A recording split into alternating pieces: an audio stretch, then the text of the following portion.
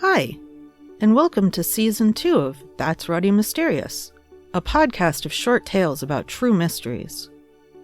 What created the Potomsky Crater?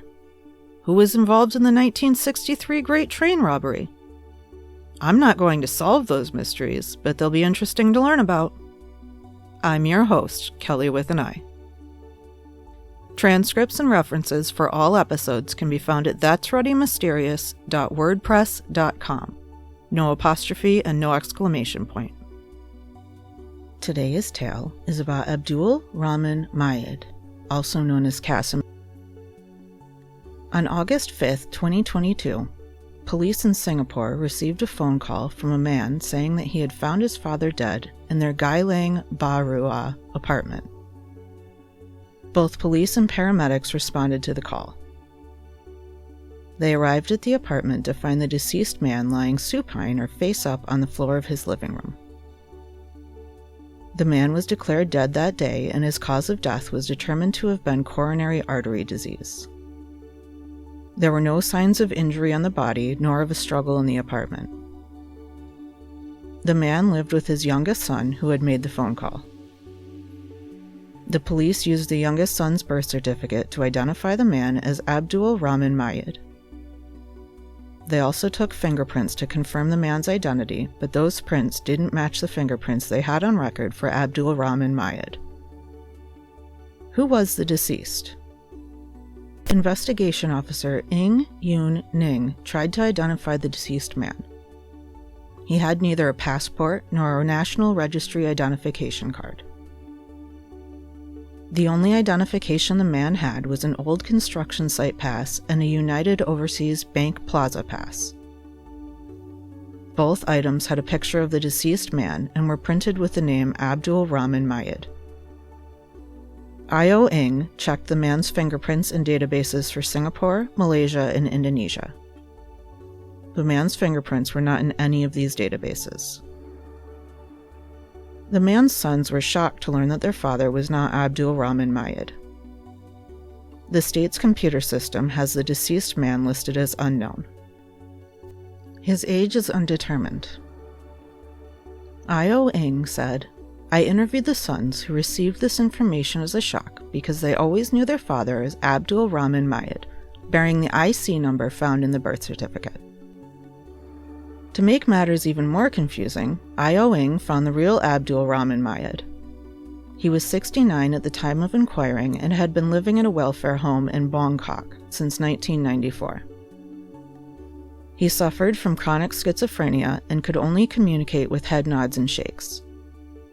When I.O. Ng showed Majid the picture of the deceased man, Majid shook his head, indicating he didn't recognize the name. Next, Ng talked to the real Majid's sister. Ng did not show the sister the picture of the deceased man. Instead, she told the sister the names of the deceased man's 4 sons. The sister said that she did not know them. Ng then showed the picture of the real Abdul Rahman Majid to the deceased man's 4th son and to the wife of the deceased. They didn't recognize the real Majid. The next step the police took was to check into Abdul Rahman Majid's medical history. The history showed Majid had received treatment at both the Institute of Mental Health and Tan Tock Seng Hospital. These were the only 2 hospitals to respond to the inquiry.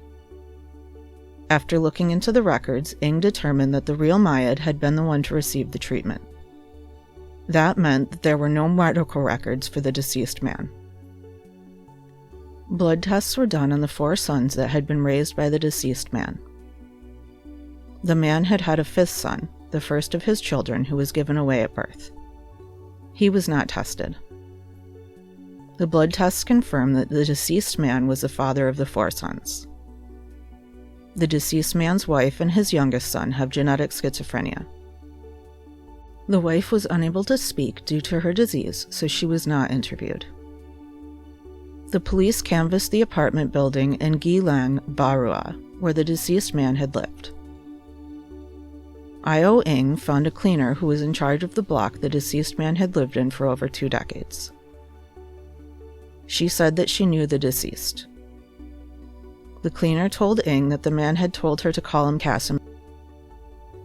One of the deceased man's sons said that they had at one time lived in Huanggang and that a man who claimed to be from Malaysia had visited once.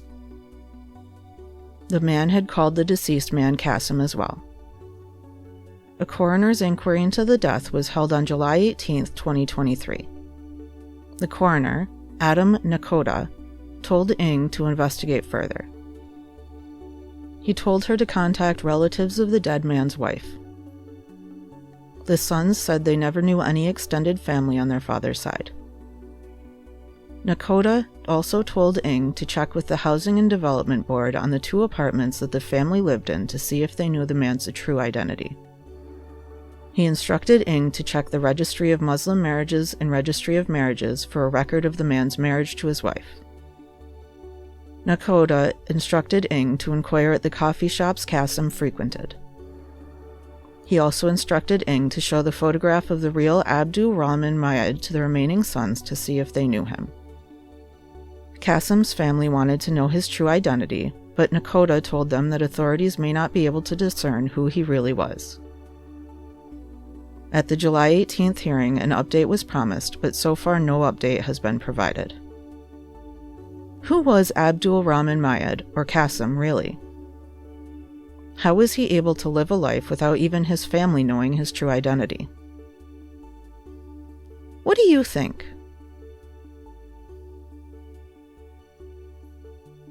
Thanks for listening to today's episode of That's Ruddy Mysterious. I'm your host, Kelly with an I. If you enjoyed this episode, leave a review and follow That's Ruddy Mysterious to be updated about new episodes. Tune in next Tuesday for another thought-provoking tale.